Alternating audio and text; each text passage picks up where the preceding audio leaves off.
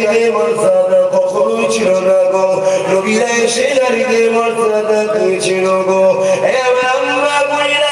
আজ থেকে 1000 বছর আগে আব্দুল্লাহ মারিয়ামা আমিনা করে মুহাম্মদ রাসূল আসার আগে এই পৃথিবীর জমিনে নারী জন্ম নিলে জেন্ত পুঁতে দিত। এই পৃথিবীর জমিনে নারীরা ছিল কলঙ্কিত, পৃথিবীর জমিনে নারীরা ছিল শুভ। এটা পৃথিবীর লাল খবর। 300 নকল খোদা মাননেওয়ালাদের দাবি ছিল যে নারীদের বাঁচার স্বাধীনতা নেই। আল্লাহ নবী 1000 বছর আগে এসে দুনিয়া জমিনের মুখে যখন দেখেছিল নারীদেরকে বাঁচতে দিচ্ছে না, জেন্ত সন্ত্রাস আবুদের উদ্বাস এবার অনুসারীরা মেরে দিচ্ছে। আল্লাহ নবী পৃথিবীর জমিনে আওয়াজ তুলেছিল, দুনিয়ার মানুষরে নারীগুলোকে কেন তোরা মেরে দিচ্ছি, জেন্ত পুঁতে দিচ্ছি।